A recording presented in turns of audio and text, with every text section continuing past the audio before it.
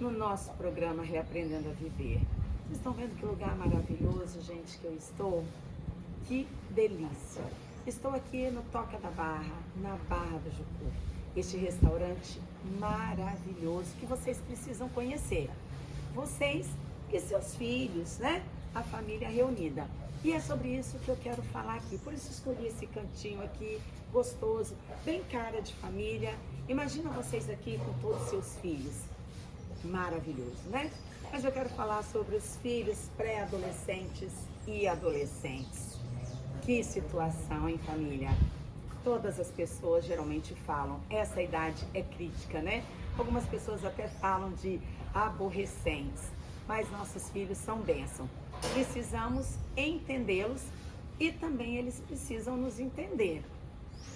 E é essa a dica de hoje para vocês, papais, e eu quero que os filhos também estejam assistindo para que eles possam entender um pouquinho o que acontece. Bom, vamos lá. O pré-adolescente, ele está saindo da infância e indo para a adolescência, depois para ser um jovem, né? Para chegar à fase adulta. E o que ele vê? Ele é como se fosse um pintinho saindo da casca do ovo. A criança, ela tem todo um processo. Tudo na nossa vida é um processo. Um bebê, primeiro quando ele está sendo gerado, primeiro quando vocês olham a forma, é apenas uma bola, né? Depois essa bola vai formando a cabeça, vai formando os bracinhos, as perninhas. E assim é que é a fecundação, né? A formação de um ser. Depois vem as unhas, vem todo o cabelinho, é tudo um processo. Uma criança, ela não é gerada logo de imediato uma criança toda perfeita. São processos, são partes que são formadas. E aí, quando a criança nasce, ela também leva um tempo que chamamos do amadurecimento do feto para ele nascer.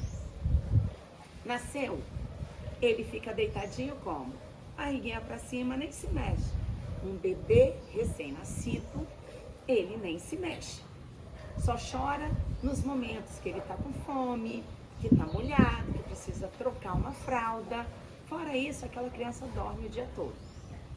Depois de alguns meses, ela começa a virar na cama, no berço. É um momento muito crítico que todos nós temos que prestar muita atenção, porque a criança, dependendo onde você deixa, ela vira e ela cai. Crianças até morrem numa situação dessa. Quando ela vira ali, às vezes, dependendo se ela está na beirinha da cama, ela cai. Mas por que ela começa a se virar, ficar de bruços? Porque está chegando a etapa dela começar a engatinhar. Então ela vira de bruços, começa a se sustentar no braço, depois nos joelhinhos também, para começar a engatinhar. Começa a engatinhar devagar, depois bem rápido. Próximo passo, começar a segurar nos móveis para ficar de pé. Porque aí vem começar a andar. Às vezes ela cai porque está fortalecendo as pernas. Cai, levanta de novo, começa a dar os primeiros passinhos, cai, até que firma as pernas e começa a caminhar. Então existe todo um processo. Assim também como a criança, ao nascer, ela não sai comendo. Precisa primeiro virem os dentes, né? Então ela começa a sugar, a mamar, para aí depois começar a tomar uma papinha e, quando os dentes aparecem, pegar algo mais sólido. Fiz essa explanação para que vocês possam entender que tudo na nossa vida é um processo. São etapas e que não podemos pular etapas. E é nessa questão da etapa que a criança, quando ela é novinha, os pais exigem dela, cobram, fica de castigo, isso pode, isso não pode. E aí vem aquele período em que a criança, ela quando ela recebe um não, ela chora, ela faz pirraça. E muitas pessoas não entendem o porquê. Só que se voltarmos lá atrás, como que uma criança se comunica com o mundo adulto quando ela não fala? Não é através do choro que eu falei? Que o bebezinho, ele chora quando ele precisa trocar a fralda, quando está com frio, quando está com fome, quando está com alguma dor. Então ele entende que chorei, me atenderam. Chorei, me socorreram. Chorei, fizeram aquilo que eu queria. E a criança, quando ela começa a falar, ela começa a perceber que através da fala ela não consegue tudo. Através da fala, ela acaba recebendo muitos não. Mãe, eu quero comer um biscoito. Agora não, tá na hora do almoço. Mãe, eu quero brincar na água. Não, você vai ficar gripado. E esses nãos faz com que ela lembre que lá atrás, quando ela chorava, ela conseguia. E aí a criança chora. E assim vem a evolução até a pré-adolescência, onde aquela criança passando para a adolescência começa a querer algo mais. Ela começa a lutar pela liberdade dela. E aí ela chega, ela acha que ela já pode sair sozinha para determinados lugares, dormir na casa de amigos e em algumas festas, e nem todos os pais deixam. Na cabeça dela, ela já cresceu, ela já chegou a uma fase onde ela pode fazer. E muito disso a culpa é dos pais. Sabem por quê? Porque vocês, pais, começam a falar para essa criança: olha o seu tamanho, olha a sua responsabilidade, você tem que fazer isso, você tem que fazer aquilo. Olha, você não é mais criança. Direto os pais falam para um pré-adolescente: você não é mais criança, você tem que ter responsabilidades, você tem que fazer, você isso, você aquilo.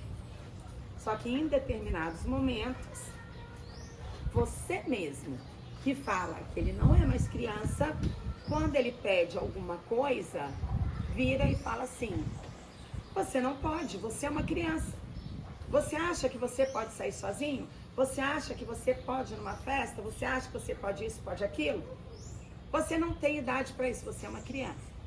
E aí na cabeça desse pré-adolescente, afinal de contas, quem eu sou? Uma criança uma hora, em outra hora eu não sou mais criança. Já é algo dele, esse conflito por causa da transição. E quando tem pessoas afirmando para ele toda hora: você não é criança, você é criança, você não é criança, você é criança, dá um nó na cabeça, né? E ele já vem tentando quebrar essa casca deste ovo para poder ter a liberdade. Então é isso que acontece, os conflitos, muitos conflitos. Falta diálogo, falta os pais entenderem o processo e não ficarem nessa hora: pode ou não pode, você tem que fazer isso, fazer aquilo. Converse. Filho, olha, para determinada coisa está na sua hora. Para outras situações, não pode. Tudo é um processo. Tem as datas certas para as coisas acontecerem. Depende mais de vocês, pais responsáveis, do que propriamente dos filhos. Os filhos são direcionados por vocês. Eles não podem ser direcionados, eles não podem direcioná-los. Vocês é que têm que direcionarem seus filhos, entende? Então a questão é essa. E assim vai, eu vou parar aqui na pré-adolescência e depois a adolescência, né? Que a continuidade deles é essa. É essa a continuidade, sempre eles querendo alcançar o espaço deles, sempre eles querendo conquistar essa liberdade. Então é assim que acontece, mas vocês conseguem sim. E cuidado quando vocês levarem os filhos para um profissional, um psicanalista atender, ou um psicólogo, um terapeuta, porque muitas vezes o adolescente ele chega no nosso consultório com uma resistência. Para mim é a idade mais difícil de se atender. Por quê? Porque a pessoa tem que querer, ela tem que querer ser tratada. A criança vem feliz para o consultório porque ela vem na cabeça dela: eu vou lá brincar com a tia.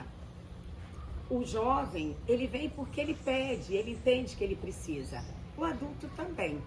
Agora, o pré-adolescente e o adolescente, quando ele vem, ele está em conflito com os pais. E aí, como que ele vê o terapeuta? Como um inimigo. Porque na cabeça dele, o terapeuta vai pegar as informações que ele vai trazer para o consultório e vai levar para os pais. É onde eles boicotam. E eles não querem conversar, não querem abrir a vida deles. E aí é difícil para nós tratarmos. Então, pais, muito cuidado. Quando trouxerem os filhos para o consultório, faça com que eles venham de uma forma suave. Filho, olha só. Filho, filha, olha só. Tá difícil da gente se entender aqui. Você não quer fazer uma terapia? Eu sei que você não vai querer se abrir comigo, mas você vai lá, aquele profissional, o que você falar para ele é com ele não vai trazer para mim. Eu não quero nem saber o que você vai conversar lá dentro. É ética profissional. Traga essa realidade para o teu filho, uma ética profissional. O que você fala com o profissional é com ele, tá? Mas você precisa se abrir com alguém.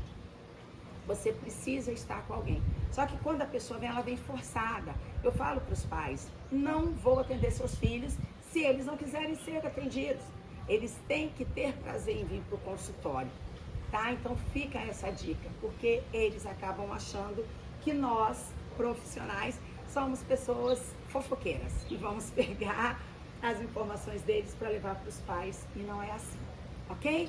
Esse foi o nosso bate-papo de hoje. Estou muito feliz que mais uma vez você veio assistir aqui as nossas dicas, porque você é muito importante, porque este programa, ele é seu, ele é meu, ele é o nosso programa Reaprendendo a Viver. Fiquem com Deus e beijo no coração.